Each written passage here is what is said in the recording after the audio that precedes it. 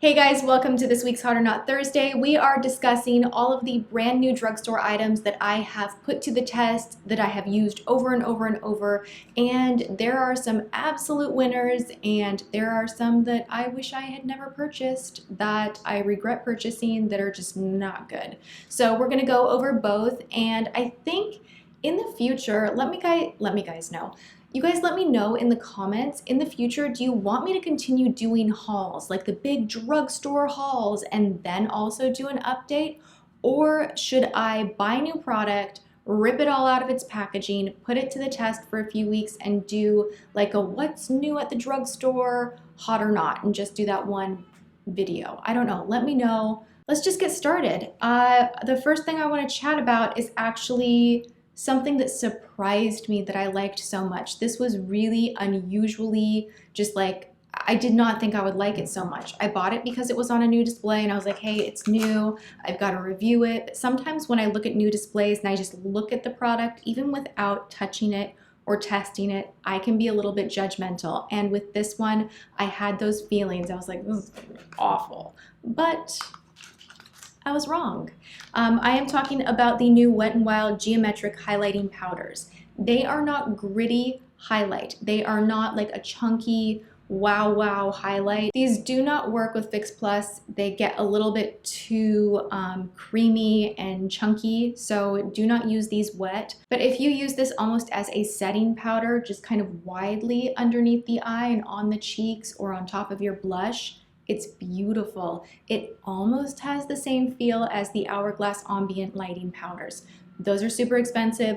Those are like my ride or die holy grail, best of the best. That product is finely milled, sits on the skin beautifully, but it's like 50 bucks for one little color, whereas this is a couple of bucks and it gets you close to that effect. It's not gonna be exact, but it gets you almost there. So I have 3 shades. I have Desert Explorations, Sun Ceremony, and Where the Dreamers Go. Now in my haul, I didn't swatch these.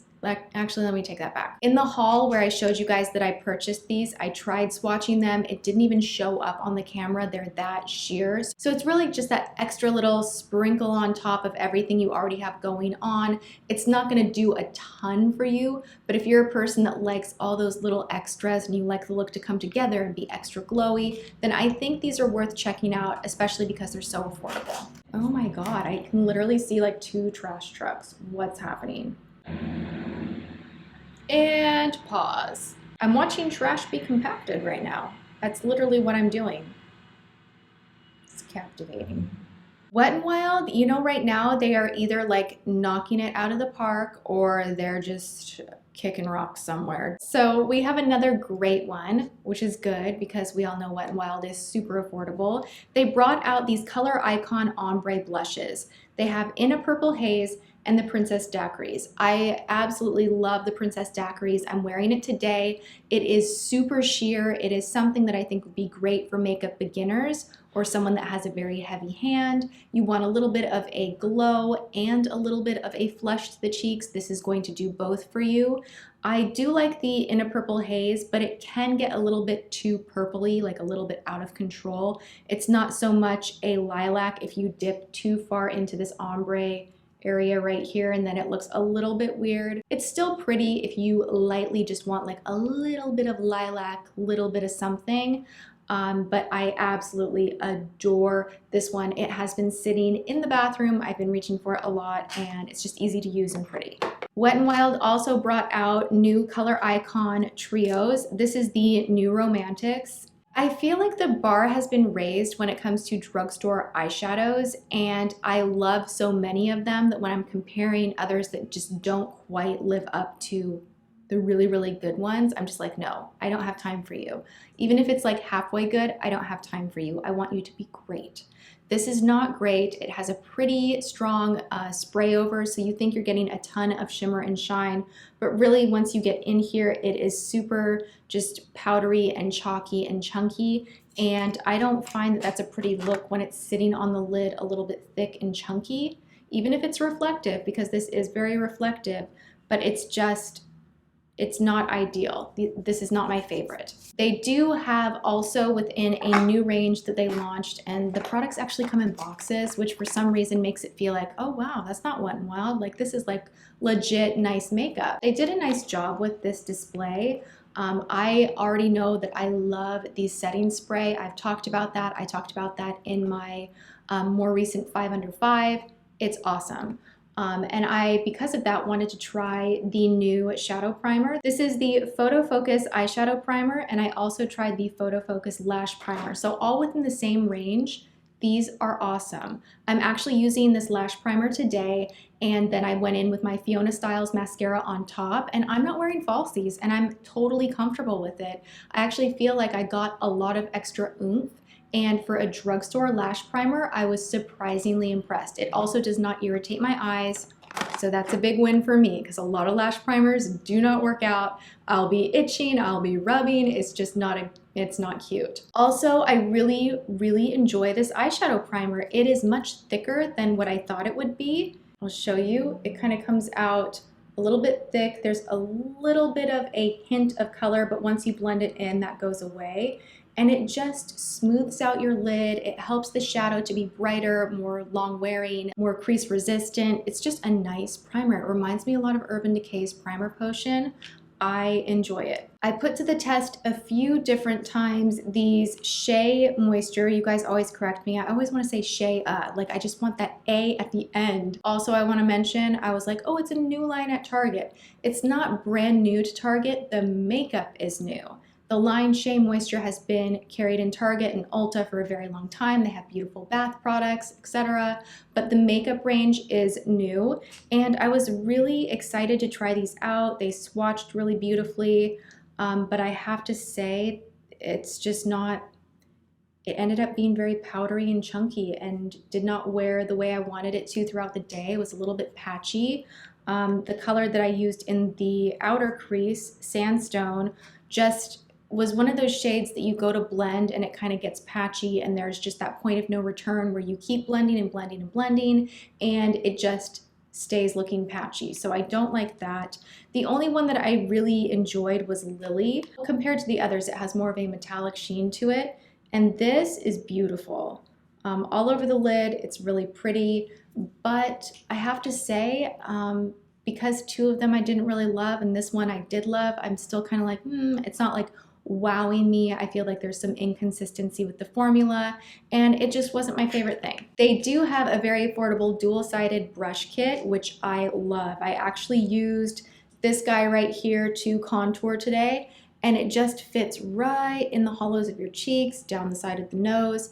It's a gorgeous contour brush. You have a nice blush brush on the other side. I just love these for travel. I love that you get essentially 6 brushes here that are actual useful brushes, and the quality is great. They're super soft.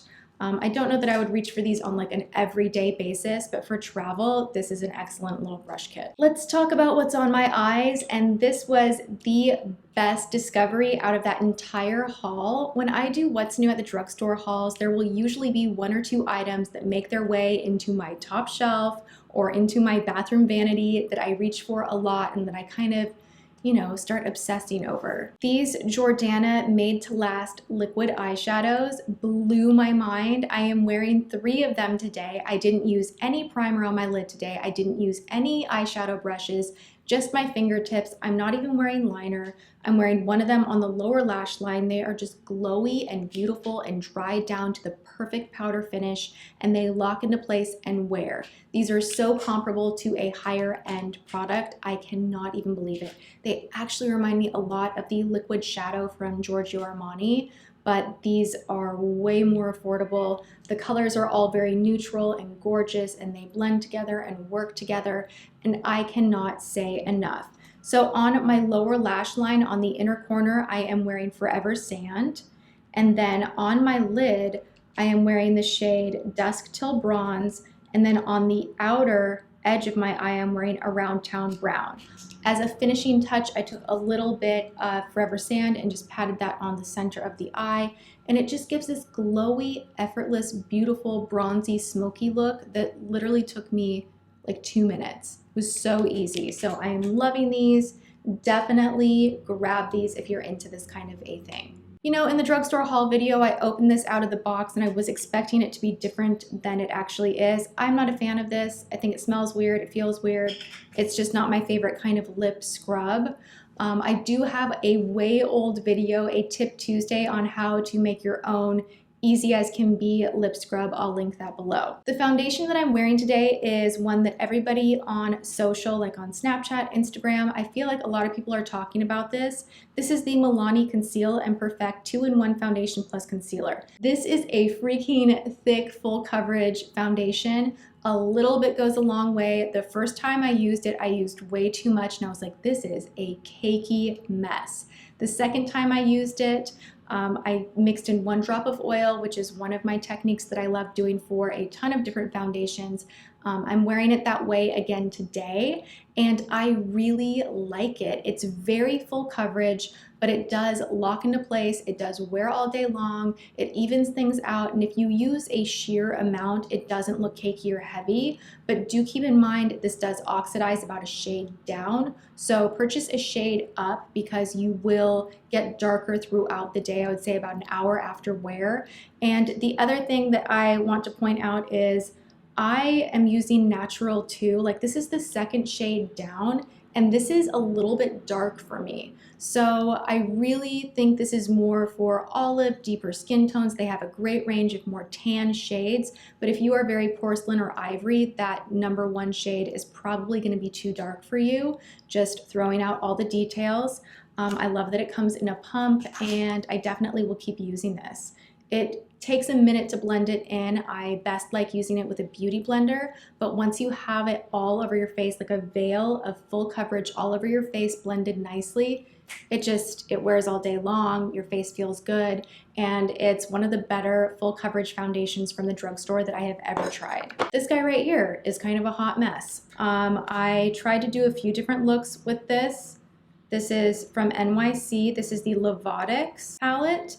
And, you know, some of the colors in here are okay, but they're not amazing. Like, I think a L'Oreal palette would be better. In my more recent 10 under 10, I showed you guys an e.l.f. palette that's 10 bucks that is phenomenal and very easy to blend.